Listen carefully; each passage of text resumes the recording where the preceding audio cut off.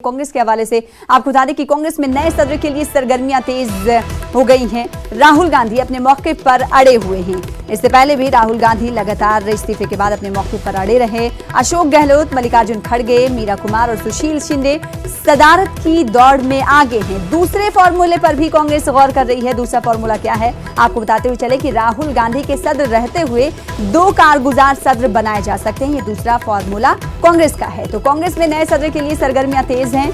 राहुल गांधी अपने मौके पर हालांकि लगातार अड़े हुए हैं और ऐसे में अशोक गहलोत, मल्लिकार्जुन खड़गे, मीरा कुमार और सुशील कुमार शिंदे सदारत की दौड़ में आगे दिखाई दे रहे हैं। तो वहीं कांग्रेस दूसरे फॉर्मूले पर भी गौर कर रही है। दूसरा फॉर्मूला यह है कि राहुल गांधी के सदर रहते हुए कारगुजार सदर बनाए जा सकते हैं। जिस तरीके से बीजेपी में कारगुजार सदर का इंतखाब किया गया है, जेपी नड्डा के नाम पर मुहर लगाई गई है।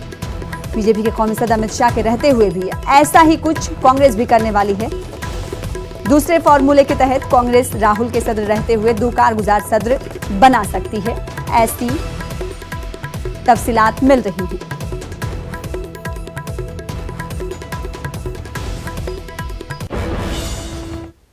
और दूसरी बड़ी खबर इस वक्त ईरान से आ रही है। ईरान की सरकारी खबर रसा एजेंसी ने दावा किया है अमेरिकी ड्रोन को मार गिराया गया है। पासदाराने इनकलाब ने ये ड्रोन गिराया है।